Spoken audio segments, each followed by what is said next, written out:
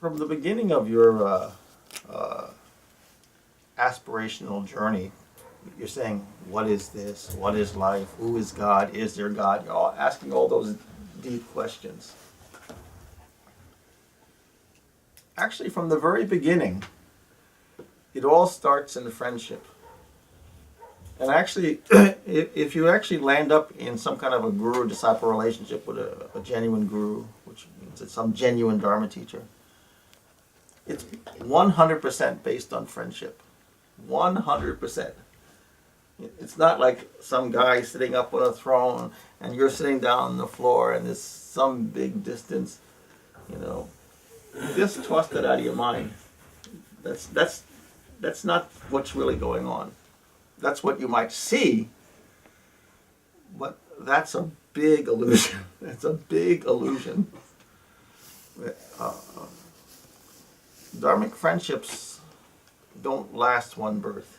They last long, long, long time. Long, long time. Many, many, many, many, many births. But before you even start a dharmic relationship or a dharmic friendship, you have to figure out what is friendship. You have to come to some kind of a reasonable, intelligent definition. These Dharma teachers and these yogas tell you to sit and be still, so you can know God. That's like a really big statement. But there's a lot of truth that becomes, that's like saying the top of Mount Everest. Well, what about the base? We all start at the base of Everest and we work our way up. All this sit and be still is giving you, Ramakrishna, is giving you the opportunity to become a friend with yourself. If you're not comfortable or good with yourself, how much do you have to offer, even to your neighbor or to your colleague? Not a whole lot. You're uncomfortable in your own skin.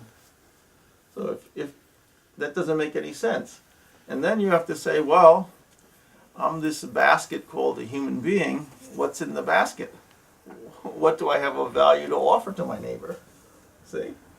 So again, this sit and be still gives you an opportunity to collect yourself and to see what's in the basket. You might be offering fruit that is well past its due date. So maybe it should be put into the garden or turned into wine or something, but not offered in its present condition. So when you sit, you'll discover all things. Some pleasant, some unpleasant, some neutral. Often, when we're offering friendship, we just sort of offer the basket, and it's sort of like a whatever gift. It's sort of a surprise. There could be raisins and there could be pythons. You don't know. As we're from the yoga culture, we want to become more refined and offer something of value. See? So that whomever we come in contact with, it's an enriching experience. See? So we're talking about you now when you put your foot on the yogic journey. Which means ascent into your truest, fullest self.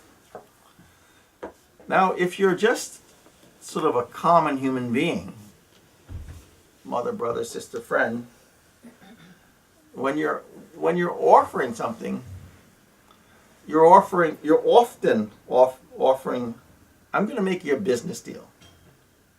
You like me, I'll like you.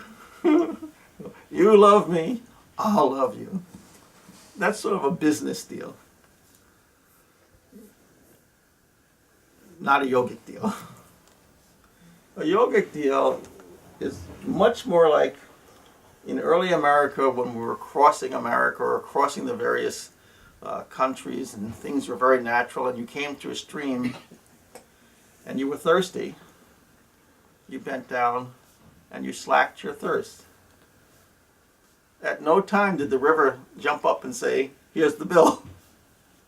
It never tried to do business with you. It offered itself as it is, and it was enriching. You know, you never got a bill for your next breath of air. It offered it. It was enriching. If you look at nature, you'll find what is truly in yogic culture. What it gives you for your welfare, for your expansion, for your vitality, for your deepest welfare. See? As opposed to doing business. I like you, you'll like me. You know? You got to quit with that. It's unfortunate. It's really, really unfortunate. In yoga, they discuss friendship as a true friend is a person who celebrates, who supports and celebrates your greatest qualities. Who supports and celebrates your greatest qualities. That's it, full stop. They see something really good in you, or multiple qualities that are really good in you, and they say, you know what? Whatever I can do to support that, I'm going to do it. And not only that, I'm going to tell everybody about it. This guy is great. This lady is great. She's got some really good qualities. You know, I'm going to make sure people know that you have these wonderful qualities in you. That's starting real yoga. That in a friendship, you're not asking for anything. You're not looking for anything. You simply are supporting and celebrating. Just like if we take a walk through the woods and we come across this fantastic mountain. Now, some people want to clear cut it. But we don't want that. We want it to be happy, natural, as it was. So we support that mountain so that it maintains its pristine beauty. And we celebrate it. So we have to try to find that in other people. Often a regular human being, because they're not particularly very self-reflective, can't see what the wonder that's in them, what's really, really fantastic. You know, it's just like a rose bush. Who concentrates on the thorn? You concentrate on the rose and the fragrance. See? Humans are like that. They're like a rose bush. You know, be careful of the thorns, but enjoy the petals. So as we grow into yoga, we know that everybody has come up out of the muck and mire. So there's lots of thorns. That's not difficult to find. But let's find the petals in them and celebrate that. You know? If we can concentrate on what's truly positive in people, that becomes magnified. Because whatever you put attention on becomes magnified. You know? In the positive and in the negative. If you say that's a thorny person, well, your whole relationship with them is thorny. But if you see the bloom, that becomes your relationship. See? So we have to get this habit of seeing the whole condition. You know, you don't ignore the thorns, but see the whole condition and emphasize the bloom. See? Because if I keep saying, "Oh, you're irritating," then you start saying, "Yeah, I think I am irritating." You know, you'll be emphasizing what's not particularly of value. See, something that could be released, washed off. You know, all of us have come out of the sort of the confusing mud of life. You know, lack of clarity. You know, all things put together in a sort of a cacophony of activity, but not a purified strain. As you go up the ladder in this yogic methodology, you're becoming more and more one thing. In the beginning, we're a very complex alloy. Later on, you're more like pure gold or a pure diamond. You know, come. We have to all appreciate the human process. That we move from this piece of coal to this diamond. That's the human process, that through time and circumstance we purify. Then the yogist wants to get particular ideas into your head that have to percolate, you have to brew, you have to work on. And one of those ideas, Ramakrishna, is to become a friend to all. That's actually a revolutionary idea, to say you want to be a friend to all. One, it's often completely novel. What do you mean, friend to all?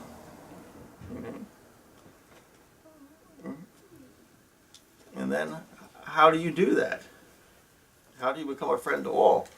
The other side of friend to all means no enemies also. That's the other side of the coin.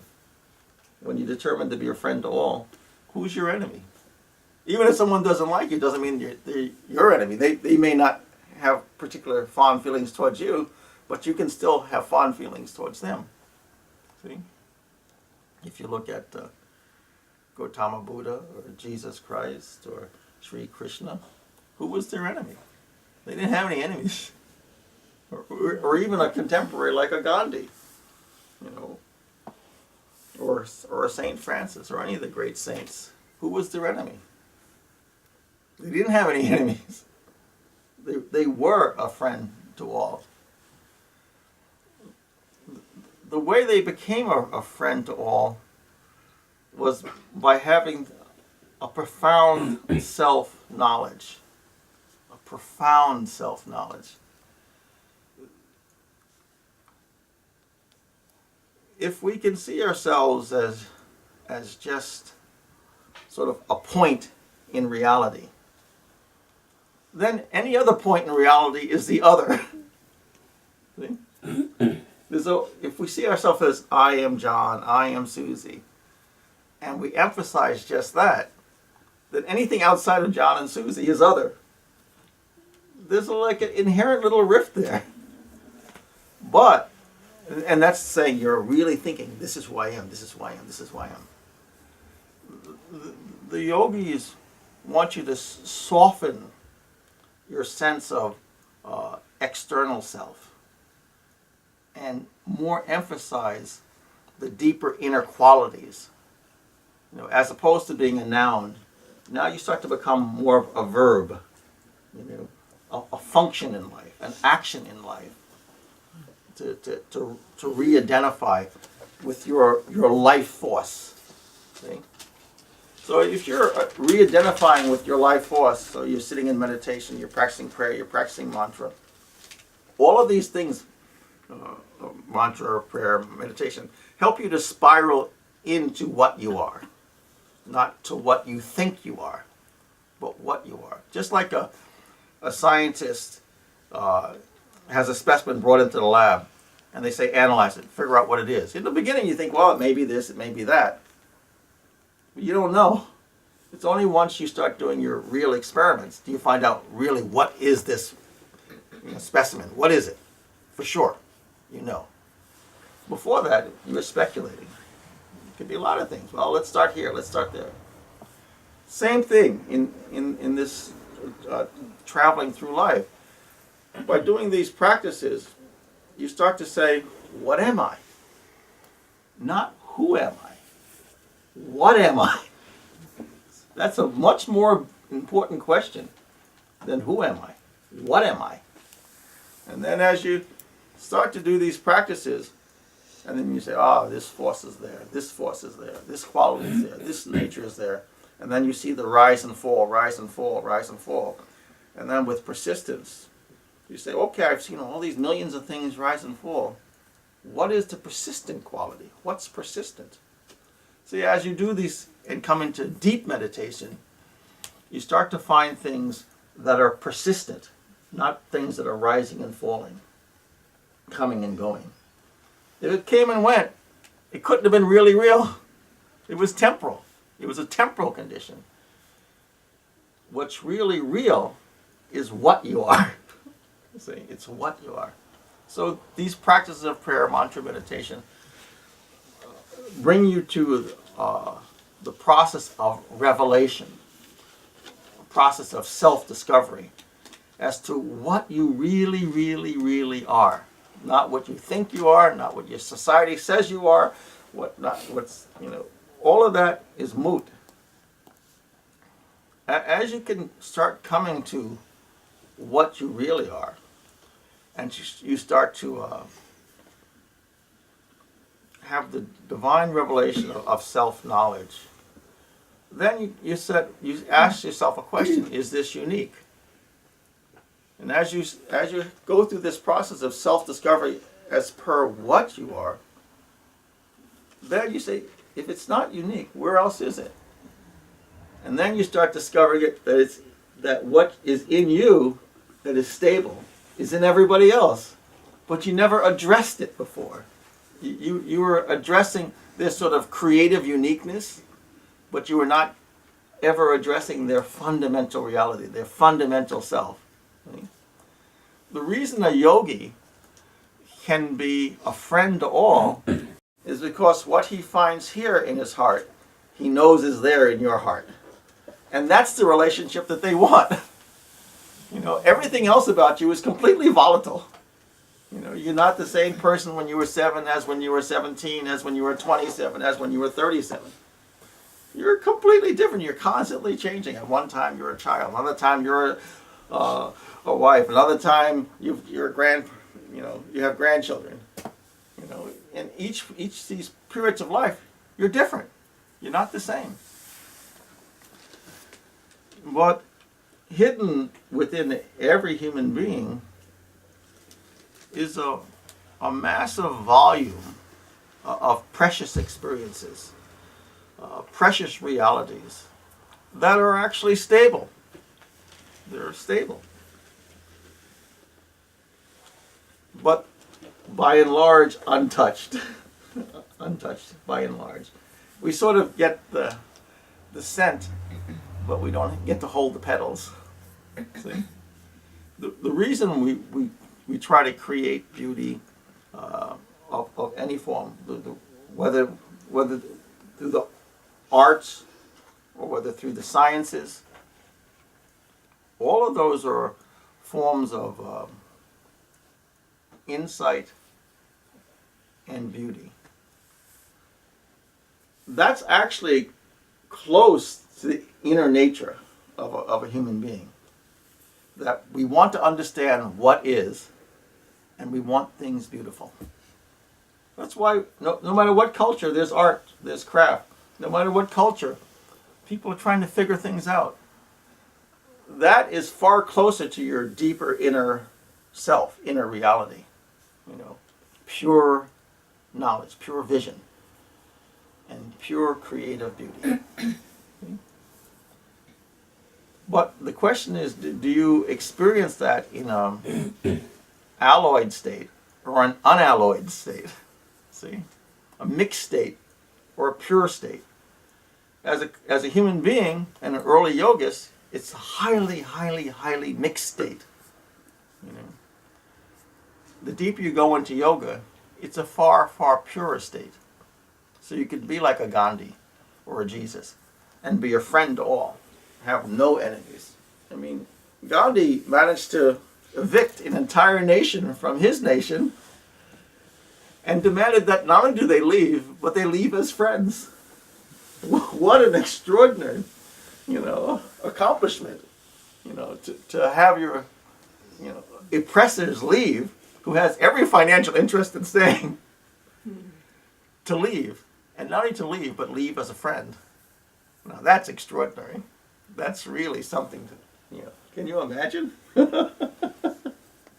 But it's doable. A lot of times people think about Gandhi sort of as a political / social figure. But first and foremost, he was a yogi. Everything he did, everything he got done was done through yoga. His first 2 or 3 hours every morning was spent in prayer and meditation. He was getting his marching orders. He came in, he sat, and he knew the next step. In the yogic process, you're not figuring things out. It doesn't work like that. What you're doing is allowing the intuitive process to open up. The intuitive process is another sense. Just like we can see, we can taste, we can smell, various senses. The intuitive knowledge is just a higher sense within the human condition. Often in the West, when we say intuition, that's sort of like a hunch or a guess, and I sort of feel this way, I think this is what's going to happen. That's how we think of it. In the yogic sense, it's not like that at all. In the yogic sense, it's a living faculty. It's a faculty of knowing. It's a solar faculty that you can simply acquire through the deep process of meditation. You acquire the faculty of knowing. Whatever you put your mind on, the knowledge presents itself. You don't have to figure it out. It presents itself. So with Gandhi, he knew each step to take, each direction to do, by entering into his silence and acquiring direct knowledge. And then he'd come out and take the next step. He didn't figure it out. It was all, you can say divine inspiration, but another way of saying it is pure intuition. Pure intuition, of which we all have. It's there. It's just buried, underutilized. Often we're not aware that it's present. So if you don't know you have the faculty, will you ever look for it? No. You look for what you think is out there. You don't look for what you don't know about. You don't know. So you don't look. So the yogis are there to say that there's a plethora of facilities and faculties of realities that are there that need to be made public and made known. And there's always very practical ways of doing it. Yoga is not an airy-fairy thing. Yoga is a real mental science, a real science with real parameters, and whatever can be experienced once can be reproduced. It's not like, oh, I got lucky. It's not like that. If you can do it once, you can do it 10,000 times. So the preposition of becoming a universal friend is something that we have to think about. Can I do that? And then, do I want to do that? You might not want it, which is okay. It's okay. But if you do this practice of self-inquiry, the proposition of being a universal friend does come up, where your existence starts to become qualified by a sense of deep concern for the welfare of all. Not a casual concern, a very deep concern. And then it's a matter of how you as an individual can creatively and intelligently make that manifest.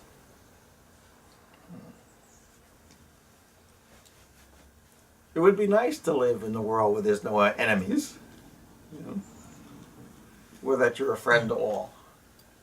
But it has to start with each individual getting that concept that I am a friend to all. And then, how do I become a friend to all? See? The friendship to all starts first with the friendship to your own self. So if you think your nose is too big, or your hips are too wide, or your teeth are not wide enough, please get over that. It's unfortunately useless. You know, be quiet and find. You have to understand that God created one in all of us. So if you can't find some beauty, it means you're not looking. See? So say, okay, some wonderful reality. You can say God, you can say Source, you can say Allah, you can say any nomenclature you want to say whatever created all this. Well, all this kind of complexity, all this kind of facility, well, something wonderful had to create that. You know, I couldn't have done it. Something wonderful had to do that. So if something wonderful created me, and I don't know what it exactly is, but I know something wonderful did all this. So, okay, let me see what's wonderful. And then hold on to that creative wonderfulness. Okay? Start sharing that. You know, if my nose is this and my hips are that, well, something wonderful sort of wanted that. Say, I'm part of the puzzle in this cosmic world of, you know, put together. Okay, I can be good with that. See, so it starts a little bit of self-acceptance. You know, if you're all the same. I mean, did God make one flower or one tree? No, He made infinite varieties. So just the human condition is the same thing. It's infinite variety, and it all fits. It all works. It's all beautiful. You know, when God looks down, He doesn't say, "Oh, that person's ugly." You think God ever thought that? I don't think so. You know, each one was a part of the process. You know, moving through its existence. Each one has its place. You know.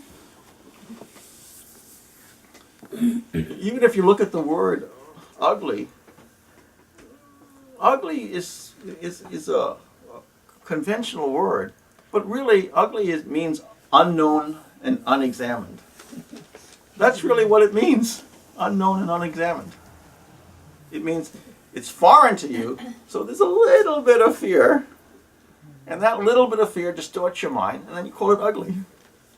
You know, like if you look at a spider, in the beginning, it's got all these eyes and a little bit of hair and all these legs, so sort of creepy. But if you spend time with it, say, oh, you know what? I never realized the quality of the hair on that thing is like a velvet. That's sort of interesting. And you know, there's a certain amount of utility to having all those legs. It can climb a wall and I can't. See? So all of a sudden you're becoming familiar with it. Now as you become familiar with it, the ugly factor starts to shrink. See?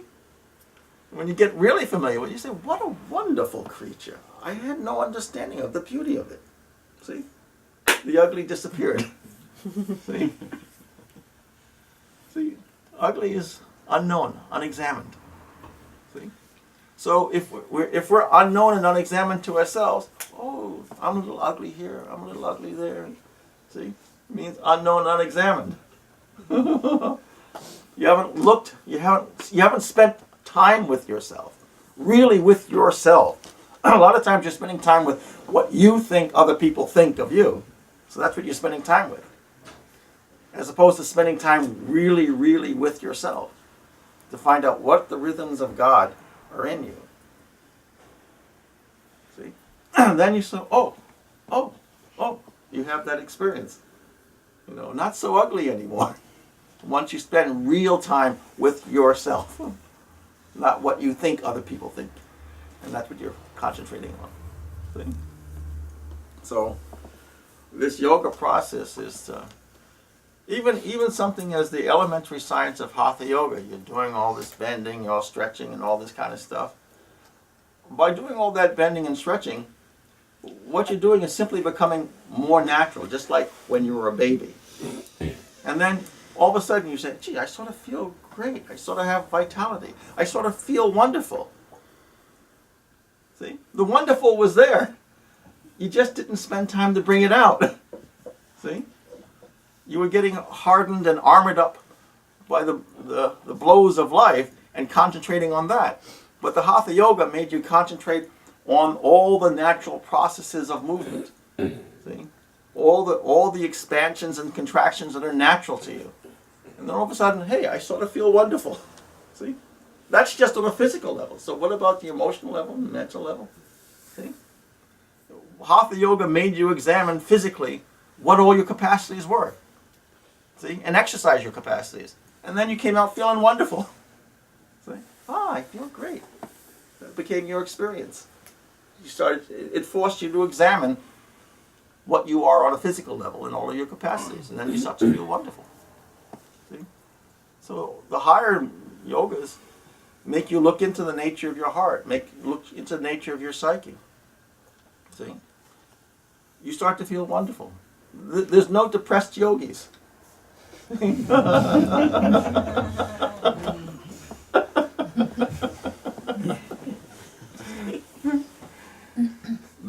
They want you to share, to discover what's wonderful in you, and to share it, and to be sensitive enough to experience what's wonderful in everybody else. See? Now, as you enter this process of, hey, there's something pretty good going on here, and there's something pretty good going on there, then a loving, creative, intelligent friendship can start to bloom.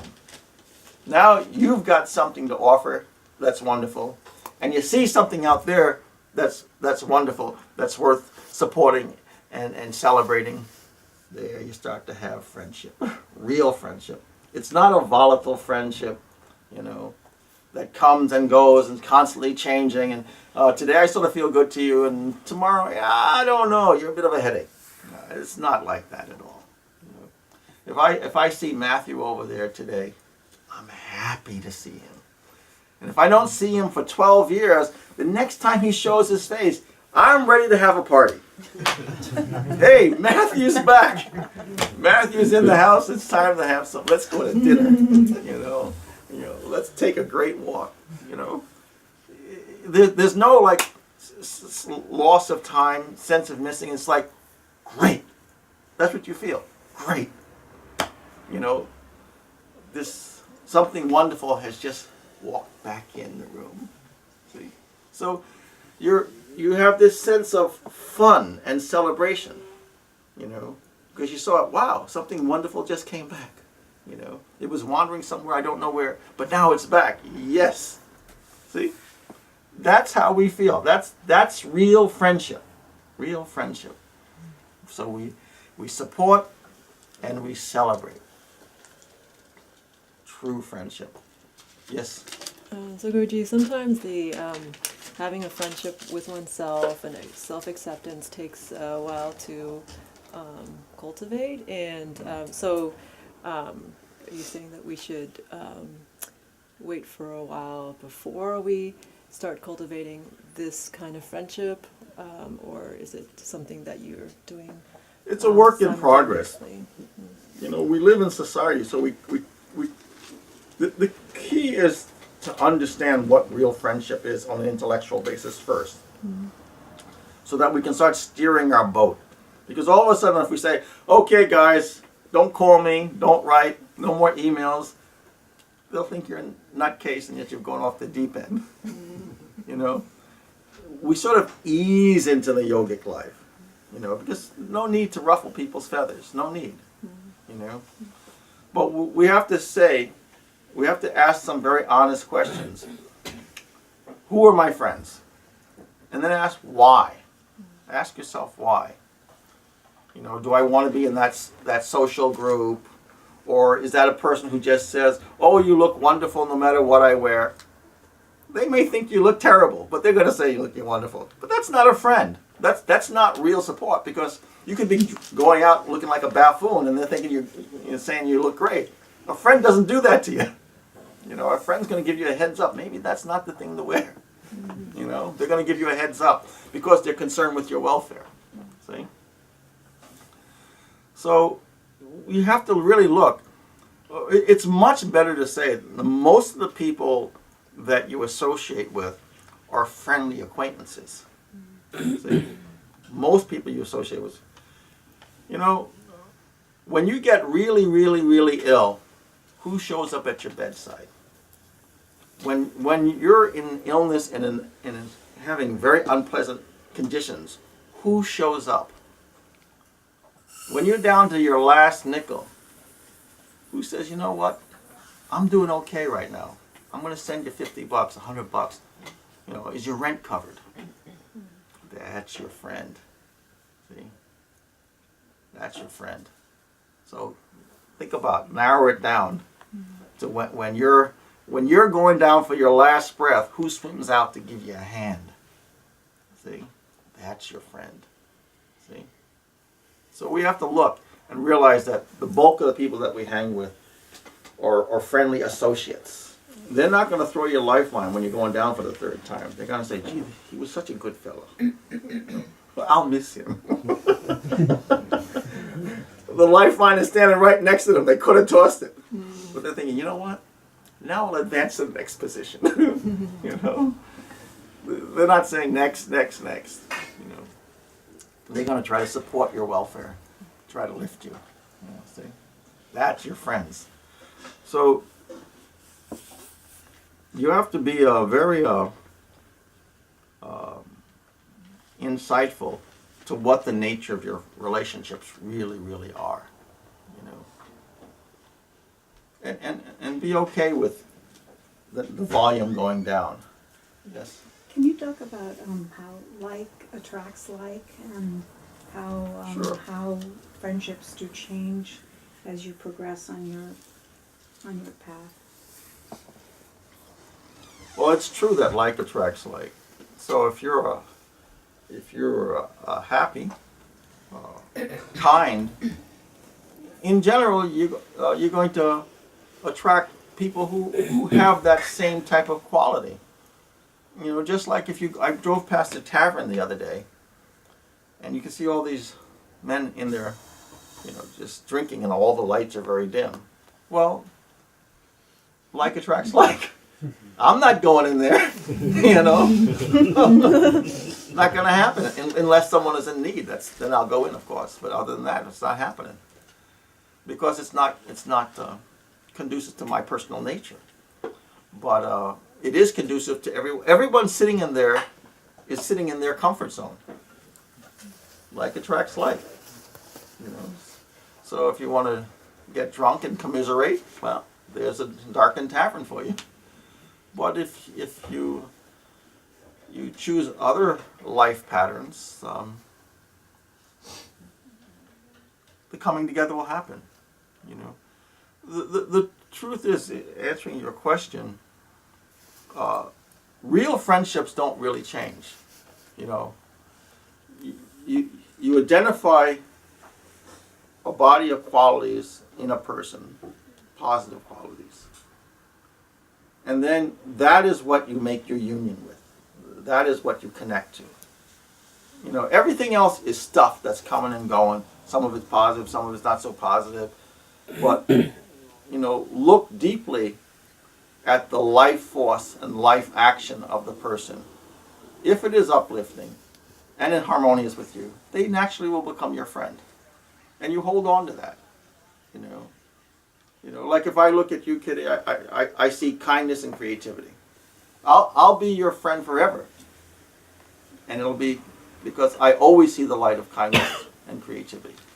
You know, that's sort of a mandala of Kitty.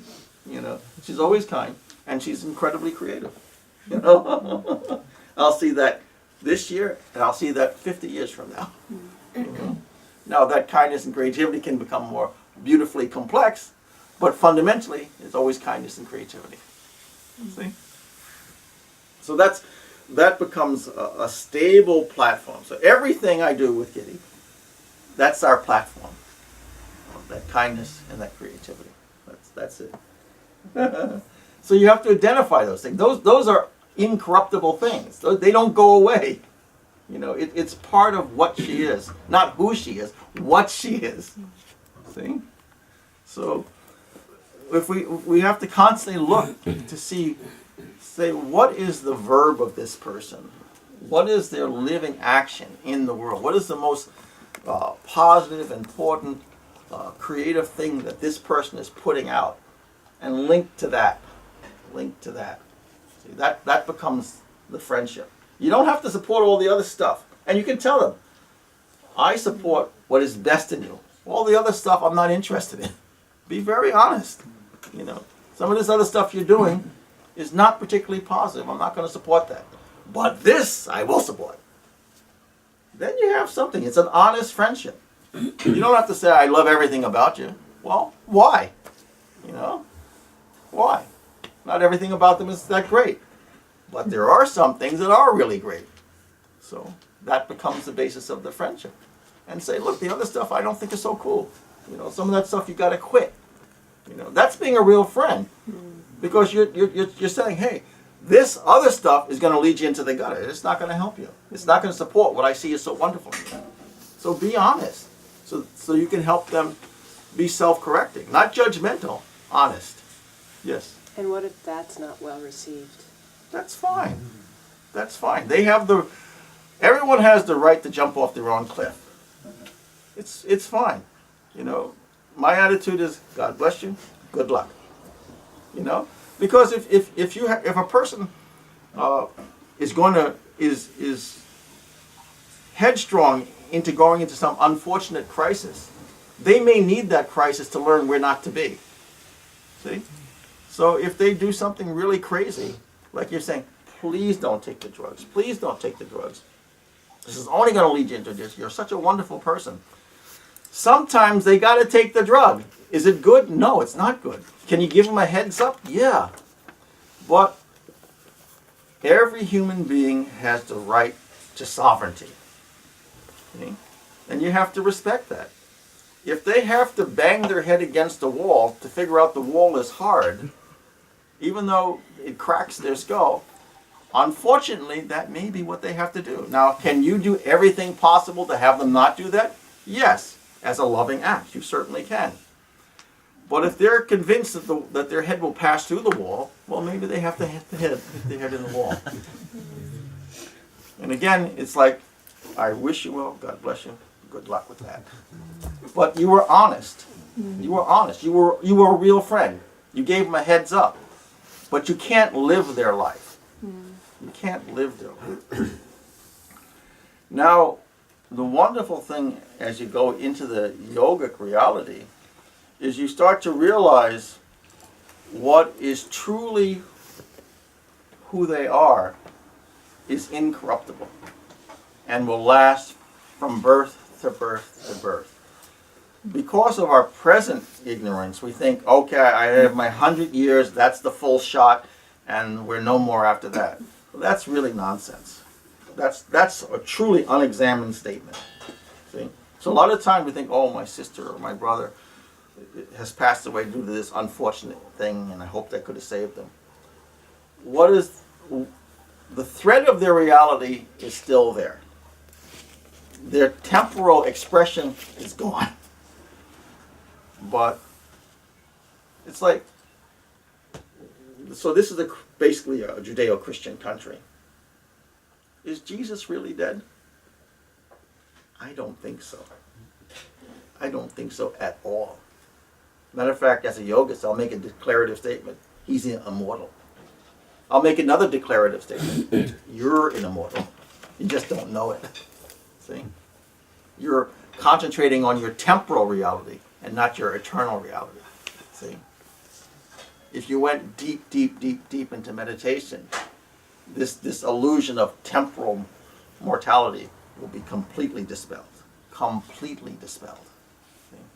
But it's because of you're concentrating on a notion and not on a reality. So the notion becomes more real than the reality. See? Unfortunate. Why every sage in every country has said, sit and be still and know thyself. See? They're saying know thyself because you don't know yourself. See? And the way to find it is a deep inquiry. An inquiry that is beyond the mind. See? Beyond the mind. Know for sure, anyone that you have loved and has loved you, you'll come back together. That is a fact. No one is ever truly lost. See? They may be residing in another region, but lost, no. Residing someplace else, yes. See? If there's true love, will there be a return to one another? Oh, absolutely. Absolutely. Absolutely. Love finds love. Can't separate it. See? But it'll go in and out of phase sometimes. Sometimes you can see them, sometimes you don't. See? But they'll come in and out of phase. You know, part of the suffering of life, who amongst us won't have a loved one pass? Oh, any of us immune from that? Mother, brother, sister, friend? No. That's part of learning life, the coming and going of life. But as you continue your yogic journey, you'll rediscover those souls over and over and over again. You know, you'll continue your journey together. No one is lost. You know, they may be out of phase with you, but not lost to you. See? You have to understand something. Who amongst us was born alone? Nobody. We're all born in community. Somebody was present when you were born. So that's sort of a functional platform of life. You were born in community. You're going to live in community. And whether you're in phase or out of phase, meaning in a body or out of body, you're still in community. It was one of the platforms from your inception. There was community. That's going to go on. You're not going to be separate from anything. See? You might be out of phase for a time, you know, but not separate from anything. See? This is sort of the joy of yoga, is that there's a sense of nothing lost. Everything gained, nothing lost. See? See? And all that was corruptible, all that was notions, dissolves. All that was stable, all that was real, maintained. See? If you ever loved someone truly loved you, it's there. It will not go away. It will not go away. You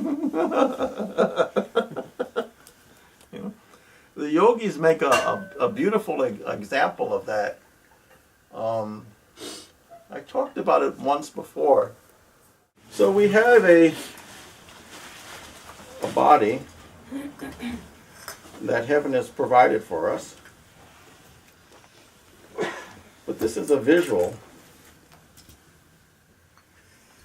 This is a visual on how yogis think about life, death, and loving association. So heaven gives us this body. It's a lovely body. And within that body is ash. See? And what is our bodies made up of but this ash? See? And in that ash is a pearl of loving consciousness. And this is part of the contemplation that yogis quite often do. And a lot of times they'll have something like this in their shrine. And it's a tool of remembrance. And what they say to themselves as they look at this vessel with ash and with a pearl in it, they say to themselves, coming and going, coming and going. Naught but love exists. See? Naught but love persists. See? Coming and going, coming and going. Naught but love persists. See? And when we look into this pearl represents our mother, our brother, our sister, our loving friend who's gone on. See? They're sitting in a bed of ash, but that pearl, the pearl of their reality, the pearl of their soul, the pearl of their present, the pearl of their consciousness persists. See? So this is a visual tool to remember a reality. Because everybody's saying, oh, they're gone, they're gone, they're gone. Well, the corpuscle body, that ash, the body has returned to ash. But what was essential, what was primal, what was pure, what was true about them persists. Naught but love persists. And that is really an accurate way of maintaining our understanding of our friends who have gone beyond now. See? So the body is ash. But were you a friend with the body or were you a friend with the being? See? Maintain your friendship with the being. The body is corruptible. It's going to go. But your friendship with that soul, with that reality, that persists. And that is an expression of love. That unity, that community is a visceral expression of love. So we hold on to that. And for all of us, oh, my father's gone, my mother's gone, my sister's gone, just drop another pearl, drop another pearl, drop another pearl. See? It's okay. They just change physically phase. But what is real, what you love, what you have a relationship, is current. It hasn't gone away. See? It hasn't gone away. Eventually, your pearl will be dropped in there. You know. So we have to think about those things. It's the notion of death is really an illusion, very convincing illusion, but it's not really real. We think it's real. It's not really real. So this what you are is persistent. What you are is incorruptible. What you create is corruptible. What you are is incorruptible. See? So all of your thoughts, all of your feelings, all of your notions, that stuff is coming and going. But what you essentially are is not coming and going at all. It's persistent. See? It's not only persistent, it's unitive. It's unitive with every other act of beauty, every other act of love, all in communion. See? That's why I often say there's no such thing as a real yogi being alone. It is not possible. Not possible. For a regular human being who lives as just a point in reality, well, you can be lonely. But in the revelation of yoga, no such thing as loneliness. Not at all. There's only a sense of communion. Communion and community. See? And your community gets bigger and bigger and bigger. In the beginning, like we think, oh, my community is my faith group or my social group or my political group, my country. But in your journey in yoga, your community expands to all of life. You know, not only all of human beings, but you become very concerned with the welfare of animals. You become very concerned with the nature of the earth. Because they become part of your living community, not as like inanimate things, but just brothers and sisters in different form. You know, the trees and the grass and the sky and the mountain really do become brothers and sisters in different forms. Your sense of family changes. See, because you're thinking, oh, I'm in a human body, so my family is other human beings. Again, that's a notion. It's just a notion. You're limiting what you think you are. That's why I say you have to know what you are. If you start to discover what you are, your sense of family gets a whole lot bigger. A whole lot bigger. You know, don't think that the tree out there in the grass out there are ignorant, inanimate objects. They're not. They're life forms expressing themselves at their own level of reality. See? So if they're life and I'm life, how are they not related? See? It's that we might have ignored them, may not have appreciated them, but if that God made that, and that God made this, I think we're related. I think we're related. And if we're related, why don't we make friends? See? Why don't we become friends? See? So the yogi becomes a friend to the earth, and a friend to the sky, and a friend to the river, and a friend to the animals. That sense of universal friendship is an expansion, an expansion, an expansion. So there's a story about this in a way. Some yogi is sitting up in a cave, and he's up there for 25 years, and no one's going to see him. But then some people hear about the yogi. So let's go up and visit him. He must be very lonely. He's up in that cave for 25 years. No one has visited. Let's go. And so they go. Oh, Guruji, Guruji, we've come to see you. We hear that you've been alone for 25 years meditating in the cave. You must be so lonely. We feel so bad. And the yogi says, well, I didn't feel alone until you arrived.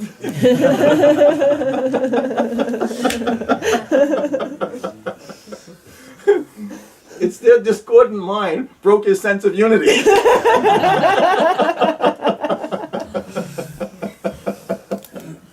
He was communing with the old universe. But then they said me and you and I and thou. Oh my God.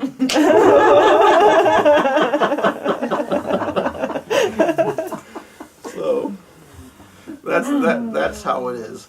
So your sense of, as you go into your yogic practices, the nature of your friendship changes, where you're not always having to hug and saying I love you. Often that's very faux, unfortunately. It's just you look deeply and your heart bursts with happiness, because you look deeply and say, that is wonderful. You know, that is wonderful. That is wonderful. See? So the yogi is joyous because he's looking past the temporal into the more stable and saying, that is wonderful. So that's how the yogis see you. They see you as that is wonderful. When you walk through the door, they really, really are happy to see you. It's not faux. It's real. They're happy to see you because God just sent something wonderful through. See? So that's the habit that you get, see, because you're looking deeper. And as you go deeper and deeper into this yogic process, as I said earlier, that this whole thing about, learning from some Dharma mentor, it's truly, truly, truly based on friendship, where you have to spend a lot of time with the teacher, coming and going, visiting, calling, showing up, spending idle time. Not all time is okay, we're just going to talk Dharma, that's not necessary. It's more about just being with each other, loving each other, respecting each other. You know what? An ashram is anywhere a Dharma teacher lives. That's an ashram. Anywhere a Dharma teacher lives is an ashram. An ashram is a place of sharing deep knowledge of life. That's what it is. So this is an ashram. See, it doesn't have to be a fancy hall. All that's not necessary. If you look into the history of India, you had saints and sages and yogis living in the villages all over the place. You could go by any time and have a cup of tea. You didn't have to sign a registry and make an appointment. No, the yogi was in the village. Guruji is over there. Santji is over there. You just stopped by and had tea. Shared your problems, shared your life, tried to understand life together. Very natural. Very, very natural. There wasn't appointments. You came by. That's it. That's what we're trying to reestablish, and to try to get people to have a deeper understanding of, is that these friendships are very long-term relationships. So when a person is coming to a yogi in the beginning, they're not really much of a fit friend, you know, although God has sent them. So it's something good. The Dharma teacher is a real friend. The difference is that the Dharma teacher is making a pledge before God to be your friend, meaning someone who supports and celebrates the best in you. You're not coming with that understanding yet. See? You're still trying to figure out what friendship is. The Dharma teacher already understands what friendship is. So they're making a commitment to your welfare, regardless of how long it takes. See? Just in any way they can, within the bounds of Dharma, to support your welfare. See?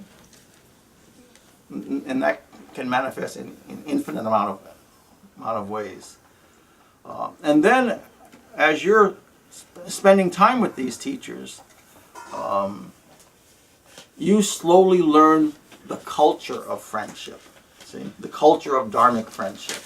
See, you learn the culture of the saints. That's why you're with the yogis, is to learn the culture of the saints. See, the saint is someone who, when they look out through their eyes, they see the loving beauty of God.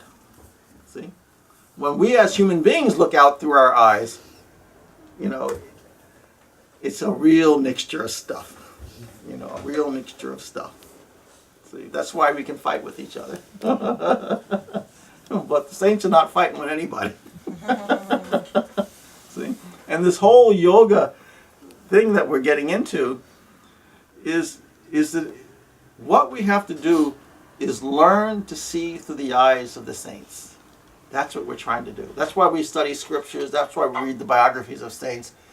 That's why we read the prayers of saints. You know, when you read the prayers of saints, what you're doing is you're studying the worldview of the saint. You're studying the psychology of the saint by reading their prayers. You're seeing how they see the world. And then you think to myself, well, I don't see the world that way. And this is how they see the world. Now, then you ask the question, how did they get to that point? How come they see the world that way? See? So then you start to understand the psychology and the methodology of yoga. Why are they seeing the world this way and I'm seeing the world that way? See? That's evolution. When we can slowly move towards seeing the world through the eyes of saints, which were the universal friends. See? They're a friend to all, not just to human beings, to all. They're as much a friend to the river as they're a friend to you. See, they're going to celebrate and support the river just as much as they're going to celebrate and support you. Because what they remember is God made that. Whatever it is, God made it. So there's an inherent respect, and then there's an inherent reverence. See? So the premise is a little bit different. Then, oh, this is Johnny Smith, and he works at the auto shop, and he's got his engineering degree, and you know, it's different. But if you think about God made that gives you a little bit of a pause, and then a certain amount of respect, and then, whoa, okay. You don't have to go bow to everybody, but in your heart, you remember God made that. You know, regardless of the form, God made that. So hidden within that form is a pearl, and the yogi is always looking for the pearl. See, he sees the corruptible ash, he sees the vessel, but he's looking for the pearl. See, and the yogi is always going to make a relationship with the pearl. Everything else is just stuff coming and going. So if you're drinking and doing drugs, we don't care. We don't care at all. We don't care. Do we want you to have the pearl manifest through the whole form? Absolutely. But we realize this is just coming and going. It's not a big deal. It has only so much energy. It's gonna play itself out. But we make the relationship with the pearl, see, that which is persistent, incorruptible, and we try to magnify that so that you can realize your pearl reality, You know, not the dust of the human condition. See? So with the yogists and with the gurujis and the saints and all of these souls, over time, many births, you're coming and going, and you're slowly building a relationship and a friendship and a trust.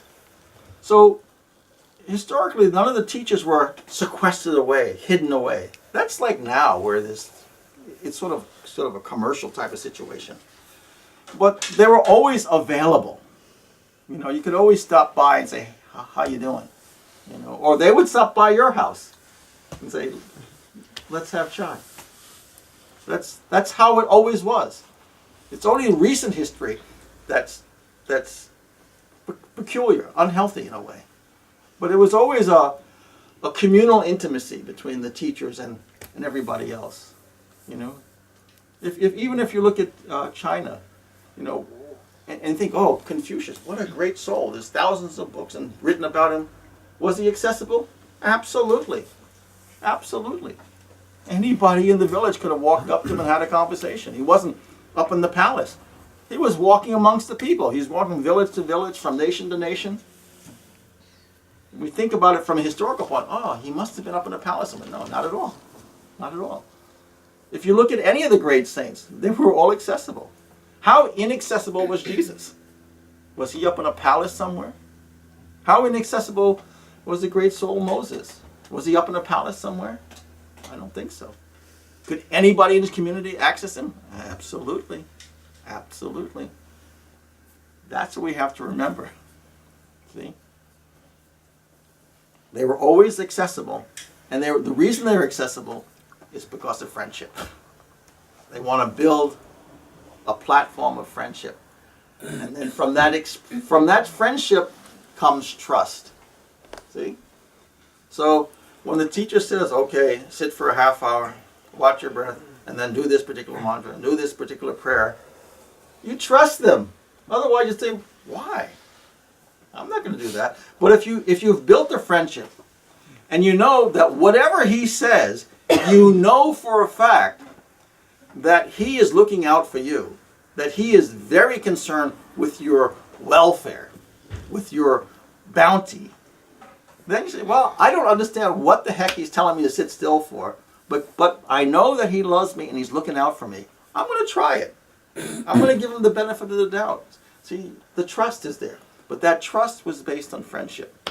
See, otherwise, the yogi will tell you, do all these different kinds of meditation. You're thinking, that's so abstract. That can't be real. That can't bring me anything. See? But because of the trust, you do the experiment. You give the teacher enough leeway to say, okay, I'll do the experiment and see what happens. And then as those experiments give you some fruit, you say, wow, that was great. And then you do a little bit more, and you do a little bit more. And then you're in that process of self-expansion, see? But it came from the trust, and the trust was based on the friendship, see? So in the beginning, if you see a whole bunch of people in a hall with some Guruji, every one of those individuals are at different gradations of learning friendship and learning trust. See? Why are some souls closer to the teacher and some not? It's just different levels of the friendship that have developed. A deeper level of spiritual intimacy, you know, where there's a truly loving relationship. See? That takes time. Even for a common mortal relationship, a love relationship takes time. What about a relationship that's going to go tens of thousands of years? See? The yogi's in no rush, you know. Once he sees you and makes a commitment to you, he's making a commitment to you in front of God. For us, there's no wiggle room. There's no back door. You know? There's no clause we can get out of the friendship. You know, before God, we say, I'll help. That is it. And heaven is tough. Heaven will absolutely hold you to it. You can't get out.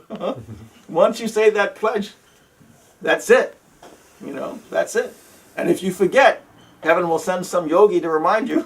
I'm telling you the truth. No wiggle room in that deal. So there becomes that one mind, one heart, one action towards the soul. That I'll celebrate, I'll support what's magnificent in you.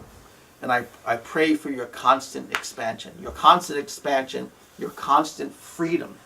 They want you to be really, really free. They see how you're bound up with this emotion and this misnotion and how it's tying you down. And all they want to do is constantly clip away at the different nets that are holding you down, limiting your freedom. See? Once you sit and start to understand the nature of peace and understand the nature of expansion, of spaciousness, and then you see within that spaciousness there's a glorious joy. That's what they want for you. That's what they want for you. They don't want you to consider yourself this tiny corpuscle being. See? That's a limited expression of you. That's a limited expression of you. That's not what you are. That's why I say it's more important to try to figure out what you are as opposed to who you are. See? What are you really? See? In yoga, sometimes they have some very difficult practices that might sound a little creepy, but it's to break your notion of what you are, or who you are. So you'll see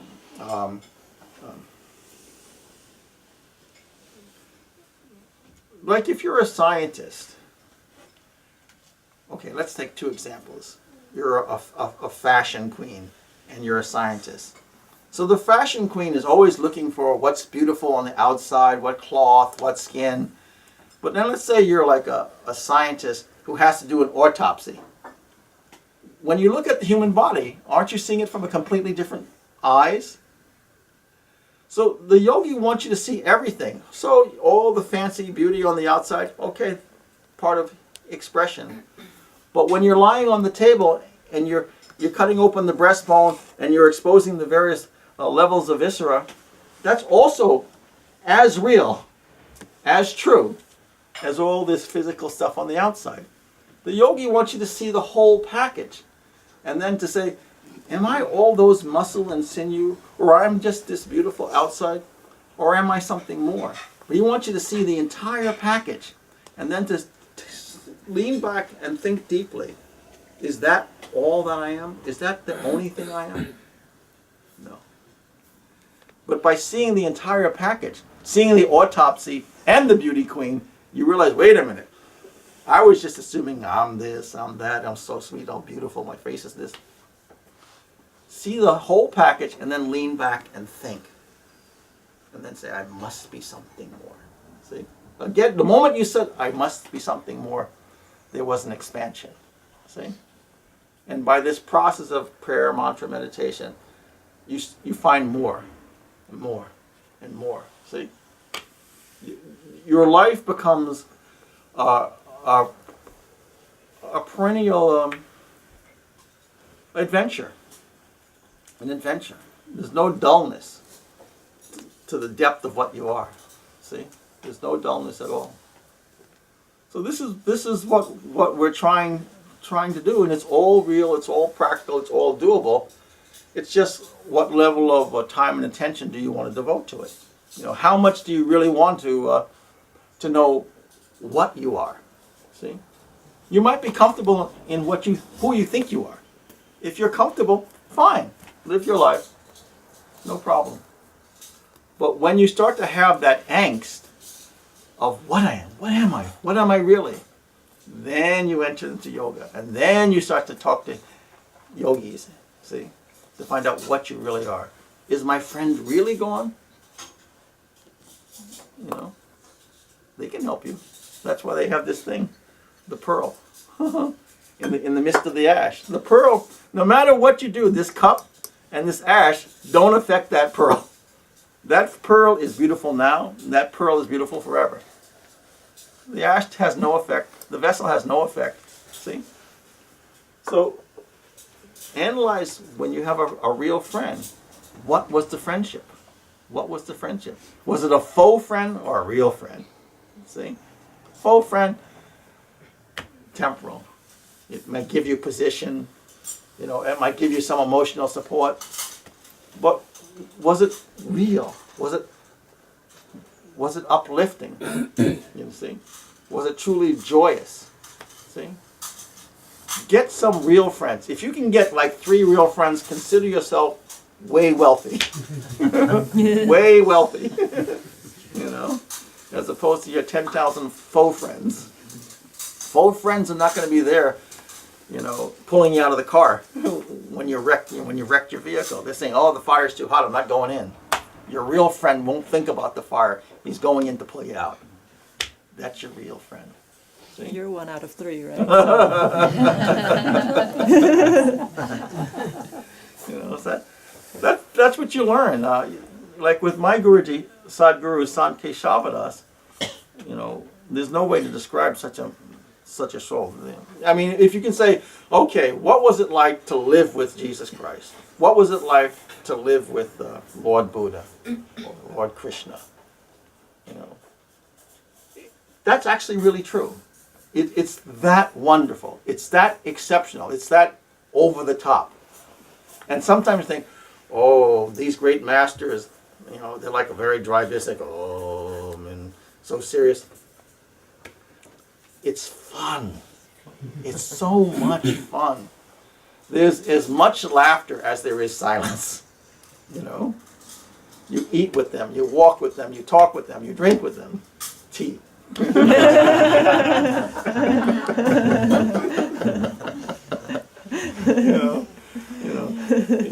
Is there time for a deep jnanic study and intellectualization? Is there time? Yeah, there's time for that. But is there equally as much laughter? Oh, absolutely. Is there equally as much just telling stories? Absolutely. Fun, you know, adventurous stories? Absolutely. That's the real relationship. I'm really interested in trying to give people an understanding of inside the real world of yoga. Not sort of the packaged vision of yoga, which is highly uninformed, truly uninformed. But the real, what's going on the real side, what the real relationships are, you know. And there really isn't a sense of time. You know, you can be with other yogists 3-4 years studying and working, and then they're gone for 10 years, and then you see them. You don't feel like 10 years have gone by at all. You don't feel like that at all. You feel like I just saw them the other day. The relationship doesn't splay at all because of the lack of immediate association. It doesn't. It doesn't. And from birth to birth, you see your old friends showing up again. You know, you don't say anything, but in your heart, you go, yes! You know, you have that feeling of, yes, they're back, you know?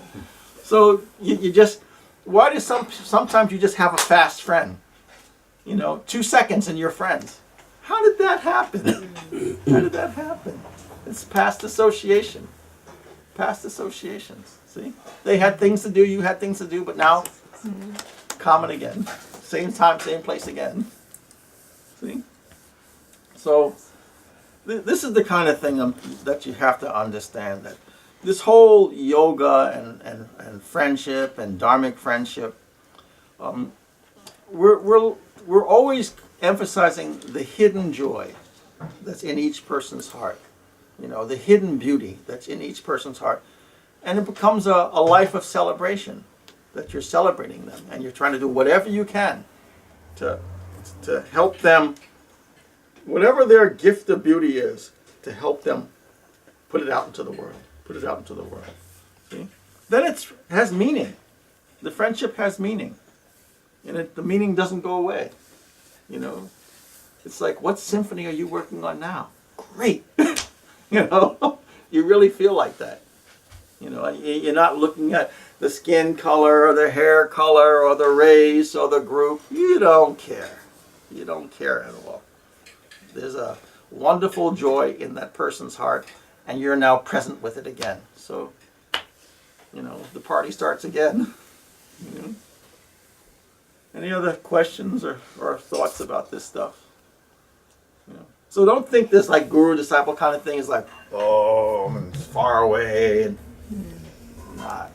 Are you reverential? A lot of times my Guruji was getting up and I'd put my hand out to help him up or whatever. I'd immediately kiss his hand. I wasn't kissing his hand out of like, oh, reverential. It's just, it was a burst from my heart. That was all.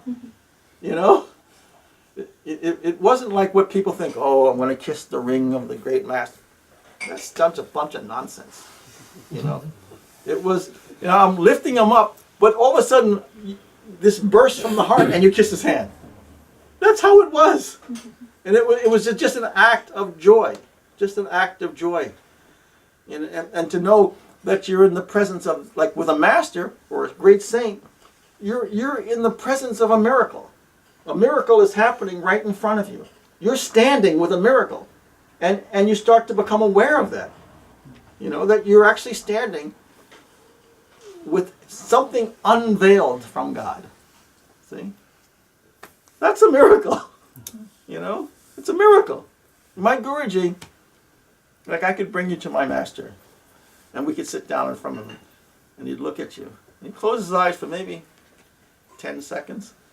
From that 10 seconds on, he knew everything about you. Everything about you.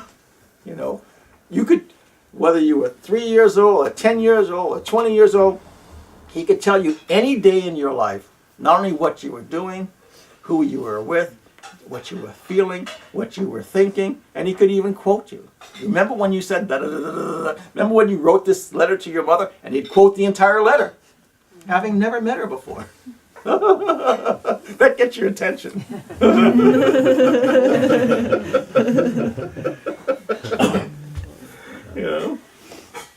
But with this loving, innocent joyfulness, like, yes, continuing on, we're continuing on.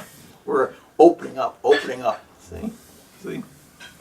So that's the kind of relationship. These masters and saints are a little bit like the sky, where they're giving you fresh air, they're allowing beautiful light to come onto you. Now, if you got angry and spit into the sky, does the sky hold it? Not at all. Was the sky insulted by it? Not at all. Was it injured by it? Not at all. That's what the saints are like. No matter what you did, you could be like a bad behaving child. They still embrace you. They still give you the light. They still give you the air. They still give you the space. That's what they're like to live with, And just all of a sudden, over time, all this light, space, air, you start feeling, hey, they love me no matter what. I was acting badly before, and they still loved me. They still gave me the light. They still gave me the air. They still gave me the space. Hey, you start to feel a little emotionally comfortable. And then all this acting out, you cool it out. Because you realize it's not necessary. It's not necessary. I'm only making myself uncomfortable. If I just allow myself to experience this light and this space, this peace, I feel pretty good. See? So they create an environment where you can start to experience what's deeper inside of you. And they take offense to nothing. See? They have no enemies, and they're a friend to all. See? That's what it's really like. I'm telling you from my own personal experience, that's what it's really like being with them. It's like being with your mega best friend, not your best friend, your mega best friend. Heaven has assigned them to your case. They have definitely got your portfolio. So that's what it's like. And for all of us, we have to just to come to a point where we come to the idea of what would it be like to be a universal friend? What would it be like to have that experiment, to be a friend to all? See? That doesn't mean everyone is nice. It doesn't mean that at all. What we're talking about is how we're coming at the world. We're not talking about how the world is behaving. See? But how we respond to the world. See? What we're seeing in the world. See? what action we're taking in the world. See, like Lord Rama, you see him traveling through with his brother in the forest, and he has this bow. All of that's one thought, one heart, one action. That's Lord Rama. One thought, one heart, one action. You know, that arrow went wherever Lord Rama wanted it and did exactly whatever he wanted it to do. See, that action was uniform with his heart and his psyche. So that's what we're trying to do, where we're trying to concentrate on the pearl of kindness, the pearl of creativity, you know, the pearl of sanctity in each person. And that's where we put our psychic focus and say, I'm going to be a friend to them. So I'm just going to do what's in the best interest, regardless of how they're acting out. See? You know, it's like, so in a mental hospital, does a psychiatrist go bad person? No. He realizes there's a disturbance. But he understands beneath that disturbance is a human being, is something wonderful. And if he's a deeper mind, something of God. See? So regardless of their present psychic condition, you know hidden in there, somewhere is that pearl. And that's what we want to manifest. See? So you become a friend to all. See? And over time, you develop these dharmic relationships, which go on and on and on and on and on and on. You know? So will I see Sylvia and Susan and Fong and Victor and all these people again? Absolutely. Absolutely. Can't get out of it. You know? So that's how it is. This becomes this expansive friendship, you know, an expansive joy, you know. And each person becomes like a thread of God, you know, a multicolored thread of God, each person, as per their own creativity, their own expression. So when you see the person, you say, oh, look what God is doing. Oh, look what God is doing. Oh, look what God is doing. See? It becomes an infinite amount of rays of that reality, manifesting in its own creative way. Like each person is its own creative snowdrop in the snow petals, that they're completely unique. They're all their own unique pattern, but made up of the body of God. See? That's how human beings are. They're their own unique patterns, but made up from the body of God. See? Now, the only way to truly realize that and to sort of get that into your bones is by this practice of mantra, practice of prayer, and practice of meditation. Because those are the practices that allow you to see what is, not what you're creating. See? Your creation is corruptible. What you think, what you feel is corruptible. It's coming and going. It's constantly being reinformed and remodulated. But as you can become still inside and have a level platform of vision, then your experience becomes stable. See? But because you're thinking from a volatile mind and a volatile heart, how can your experience be stable? Sometimes I like them, sometimes I don't.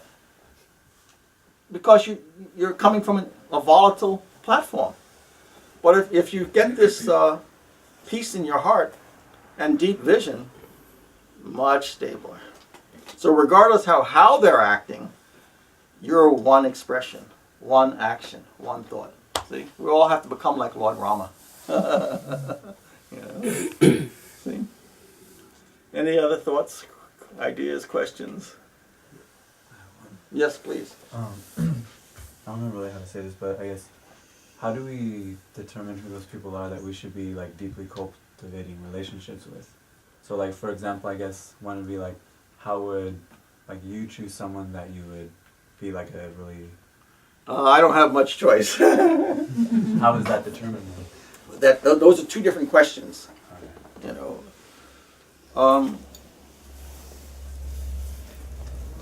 we'll take me. I have no choice. My job is to serve God no matter what. There's not a centimeter either way for me. A guy like me is just a person who just does what he's told happily by God. That's it. for a person who is entering the yoga process, you have to look at yourself and say, what are the things that are really uplifting that you really value? That you really value.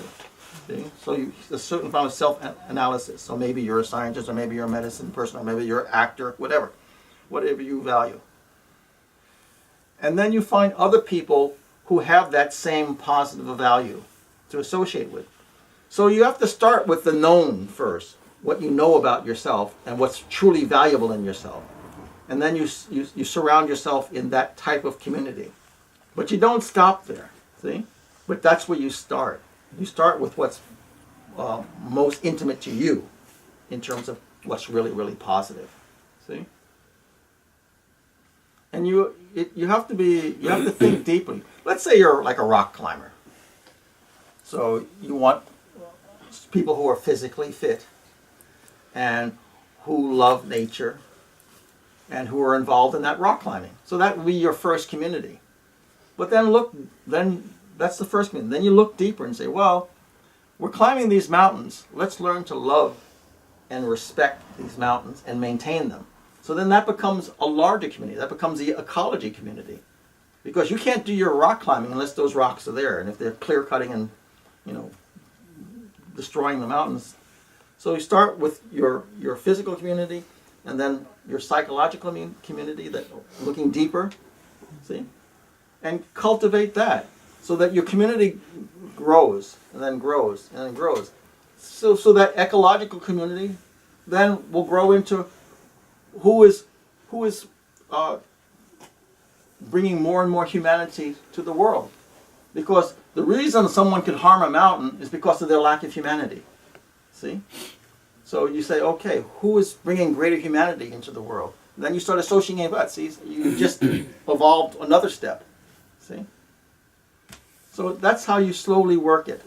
But you have to work from what is important to you first. What is important and uplifting for you personally as an individual. And then slowly expand, slowly expand, slowly expand. Eventually you'll run right into yoga. See? So you'll go to the humanitarians at one point, and then what is the highest humanitarians? The saints are. See? So you'll run right into the divine. But you've got to start with what is practical to you. See? Is that an answer? This is something you told me a long time ago, and it just stuck with me. I thought it might be helpful to share, but you have to help me know if it's relevant. You were saying that we all have lights within us. We're all lighthouses, Yeah. and that a true friend is somebody who wears the glasses that can see your light. Yeah. And I was thinking that how does that light enhance but through meditation, prayer, and mantra? Yeah. All those practices reveal what you really are. They simply bring out what's hidden, what's buried. See? There's the world of notions and the world of realities. And yoga wants to bring you to reality, not to notions. Notions are not substantiated. They're just ideas, but they're not, we haven't examined them fully to know, is it so? And a yogi wants to know what is so. See? So by doing these practices, you become much clearer. In the yogic practice, you're constantly redefining yourself based on your deeper insight. As your insight increases, your self-definition changes. See? And your awareness of what is so when you open your eyes. So the average person has a real fear of death. That's the average person. But when you go deep into yoga, the idea of death becomes a joke. It becomes really a joke, that everyone is afraid of something. They don't really realize that they are permanent in existence. They're permanent. That's where we think we're volatile just because things are changing. But in deep meditation, you realize all of these various experiences come upon you when you're in yoga, where you start to see the vastness and the power and the magnitude and the wonder of God's energies flowing. And then you start to slowly become aware that those are just the garments of God, and you're the pearl of God. See? So you start to realize how much heaven has invested in you and what you really are. See? And then this corpuscle body, it's just a stop along the way. You know, it's not the destination. What travels on and on and on is the pearl. But we change clothes. See, we change garments. You know, if your existence is going to be an immortal existence, but you have to manifest from time to time, get this garment for this weather, and this garment for this weather, and this garment for this weather. But you're the thread that holds all the garments together. See, and this is what happens in meditation. It moves from a nice philosophy, a nice theory, to a living reality. The beauty of yoga is you can prove it to yourself. See, you can know for sure yourself, and that's why I use the example. If an elephant steps on your foot, is there any maybe? There's no maybe if an elephant steps on your foot. It definitely stepped on your foot. 10,000 people, they didn't see the elephant step on your foot. If it stepped on your foot, you know. And you can say to all 10,000 people, I'm sorry, that elephant stepped on my foot, regardless of whether you saw it or not. That's the conviction that happens in yoga, where all these kind of mystical events happen within you. Now, the 10,000 people didn't see it, but you know. You know for a fact what happened. See? So that's the beauty of this yoga. When people are saying, well, I think this or maybe that, they're not yet involved in yoga. They're not. With yoga, you know. Regardless of whether anybody else can support it, you know for yourself. See? That's how it is. And we want you to do all of these experiments so that you can speak with conviction. You know, regardless of what people think, or regardless of what state of evolution science is in, you know for yourself for sure. See? For sure. And that's why once you're into these practices, tremendous conviction is there. There's no wobbliness. No wobbliness at all. You know. You've done the experiments. You've seen the results. That's it. It's now a settled issue for you.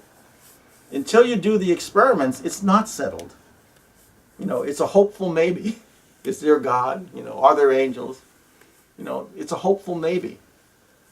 In the deep practice of meditation and prayer and all these things, it's definite. It's definite. So when you're reading the scriptures and you see all these wonderful mystical events happening in the scriptures, often people read that stuff as sort of, oh, it's metaphoric, you know, oh, it's symbolic. And they don't realize these are real events. These are real living events. Did someone fly through the air? Did Jesus walk on the water? Did he feed the multitude from the baskets? Oh, absolutely. Absolutely. He was applying a higher science. That's all. Absolutely. It's not mythological, you know. It's definite. It's definite. Does it have symbolic references and inferences? Yeah.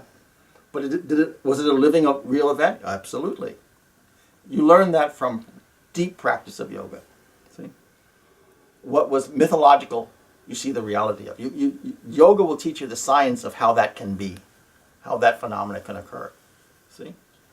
And the beauty of yoga is as you get deeper into it and truly vest yourself in that process, that heaven doesn't want to be a mystery. Are there angels? You know, are there all these different beings? This becomes self-validating, not self-hallucination, but these events will happen in your life. That's a fact. That's not a maybe. It's a fact. You know, so that you can say, yes, there are yogis. Yes, there are gods. Yes, there are angels. Why? Because you met them. Because they manifest right in front of you. See, it becomes a fact. See? Heaven doesn't want to stay hidden as a mystery. It will, if you prepare the table, the guests will come. That's the thing. So by doing your prayer, you're preparing your heart and mind to receive a particular type of guest. You know, if the Pope is coming to your house, don't you think you'd clean it up a little bit? It's that simple. You know, if you want the devatas and these glorious beings to manifest, don't you think you do a little bit of house cleaning? You know, welcome your guests appropriately. That's all you're doing. When you sit in meditation, you're just cleaning your heart, you're cleaning your mind, you see? And then what appropriate will manifest. See? So if that hasn't happened yet, it just means a little more house cleaning to do. A little more cleaning, that's all. You know? You know, you put the bird feeder out, the birds come. Same thing. Exactly, it's that simple. Do a little bit of cleaning, you'll be surprised the type of guests that show up. You'll start to meet the yogis. You'll start to meet the saints. And as you get quieter and deeper, the great mystical forms will start to manifest in your life. That's a fact. It's not a maybe. I'm telling you as a fact. You should think that either Haricharan is a pleasant nutcase or is absolutely telling the truth. Don't equivocate. Either I'm a pleasant nutcase or I'm absolutely telling you the truth. See? And the thing is that the yogi will challenge you. Say, try these practices and see what happens. It's all about persistent experimentation, persistent quiet looking, creating a lab in which a lab is a controlled environment. So what do you think you're doing when the teacher gives you a bunch of things to do when you're practicing meditation?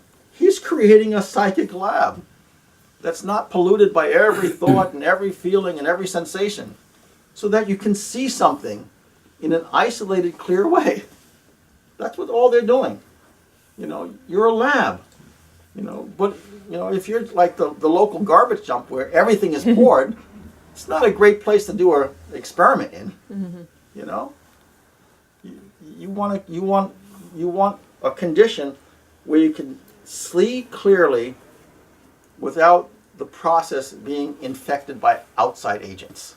See? So they say, be still, be silent. See? And see what happens. See what happens. You just have to have the persistence to run the experiment. If the experiment is supposed to last 6 months and you give it a couple of days, you know, don't be surprised when you don't get the results. See? Or the teacher says, do this, and then do this, and then do this, and you do some of this, a little of that, and man, that didn't sound so important. Did you run the experiment? No, you didn't. So I go into these Dharma halls, and I see all these people sitting. I've been sitting 10 years, I've been sitting 15 years, and I'm like laughing inside. I think a bunch of nonsense. They're not doing the experiments. You know, they may have learned to sit up straight, but their minds are all over the place. They're not following the instructions. You know, at this point, they're saying, well, I look pretty good, and maybe Susie will notice me, you know? That's what's going on a lot. That's what's going on. They're not doing their experiments in an honest way. They're sort of more enjoying the social community and sort of I'm sort of the new wave. I'm doing this, I'm looking nice. But they're not doing the deep experiments. They're not saying, well, what did Jesus see in the world? Why was Moses so motivated? What did Krishna put into the world? They're not asking those fundamental questions. See? They're there for lesser reasons. Not bad, but you have to see it as it is. It's a lesser reason. If you want to see through the eyes of a Jesus or a Saint Francis or a Buddha or a Moses, then you take it very, very, very seriously. Not in a morbid way, but in a serious way. Just like a scientist has both joy and seriousness. Seriousness to do this experiment correctly and the joy of discovery. That's a yogi. That's a yogi. Do your experiment really seriously and enjoy the process of discovery. That's our business. See? So anyway, good things will happen. For everybody will meet saints. It's a question of when. Everybody will do some level of self-discovery. It's a question of when. Everyone will beat the notion of death. It's going to happen. It's just a question of when. See? When you get tired of notions as opposed to discovering reality. See? The yogi is on a Marco Polo journey of self-discovery. And that's really what it's like. It's like a Marco Polo journey. It's wildly fun, wildly interesting, wildly challenging. But it's no joke. You know, Marco Polo could have fallen off a cliff at any time. You know, it's no joke. If you go to the Himalayas, a lot of times you're walking along these little tiny paths, and sometimes the road is falling away and it's like a gazillion miles down, and you better hold on to the walls. Yoga's that. You know, sometimes pretty tricky, pretty difficult. But there's a lot of other times where you have this vista. You go, wow. But there's no doubt of God when you look at these vistas of what's going on. See? So make the journey. You know, prioritize. Become a friend to all. You know, be like a Gandhi or a Saint Francis. You know, enjoy that. That's what Saint Francis said. Brother, sun, sister, moon. He was in relationship with nature. You know, that's why the wolf laid down and sat with him, as opposed to having him for lunch. See, they were brothers. They were friends. This is possible. This is what yoga puts out for all of us. And then it's a process of getting next to the yogis and learning what the practices are. And get next to real yogis so that they can tell you the inside of it, not just some guy who's read a bunch of books and done a little bit of sitting. No, get next to the guys who have had real, deep experience and are getting some of the dividends of their practice. You know? So they can tell you the inside of the deal. You know, and a real yogi doesn't want anything from them. They don't want anything from you. What can you give them that God hasn't? See? They're getting the substance of their joy from the kingdom. You know, but they're willing to have that universal friendship, that unlimited friendship. And they do it for the glory of God. It's not for you. It doesn't sound that nice. But the friendship is for the glory of God and for your glory of God. See? For you to experience the glory of God. See? They want you to have the same joy that they have. That's what they want. The party gets bigger. See? They want everyone to celebrate. See? They want everyone to experience wholeness. That's what they want. They don't want sickness. They don't want depravity. They don't want disease. They want wholeness. They want healing. You know, they want you to have the same joys and the same revelation that they have. That's the real deal. That's the real deal.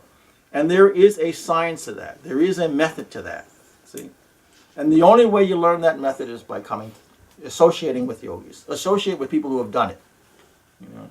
I'm not going to try to climb Mount Everest without really good Sherpas. You know, really good guys who can train me on how to make it and make it alive. You know, I'm not interested in breaking my head on the mountain. I want to make it to the top. So it's there. It's there. So many things that people would call miracles, I was seeing from boyhood. You know, that's what got me interested, because I was thinking, how is this possible? You know, it just didn't make any sense. You know, I was very scientific. I was like, none of this makes any sense. How are they doing that stuff?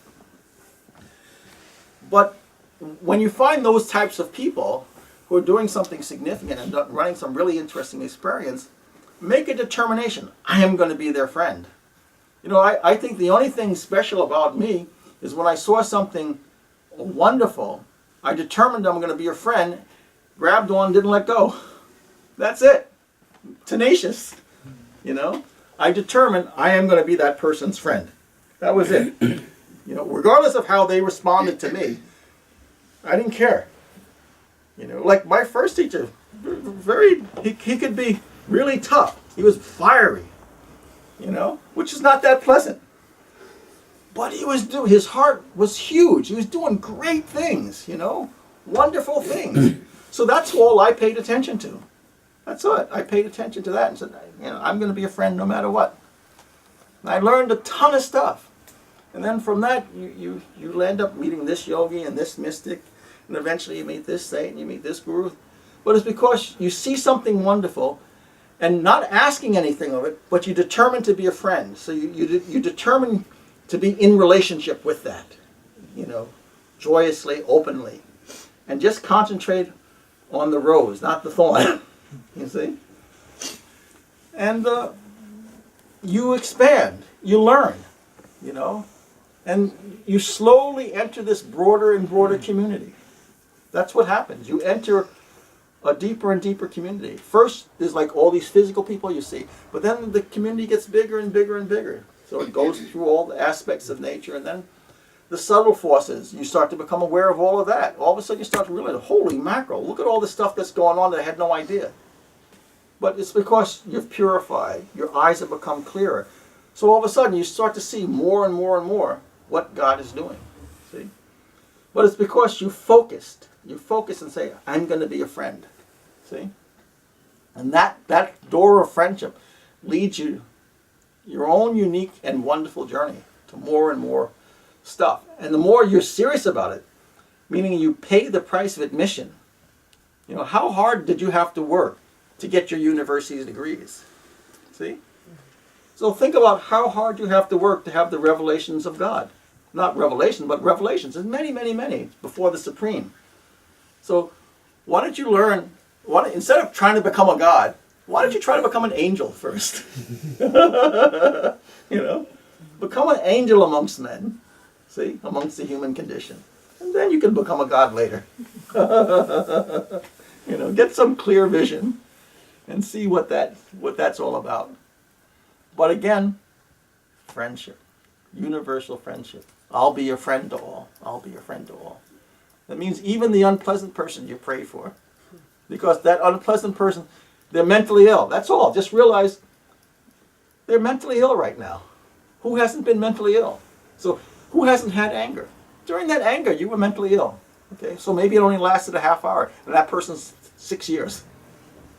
You know? But it's just mental illness. That's what it is. See it for what it is. It's mental illness. So pray for their welfare. The moment you prayed for their welfare, you're a friend. See? You're not asking anything. You just want the person to be happy, whole, healed. See? That's what we try to do. You know, have people happy, whole, and healed.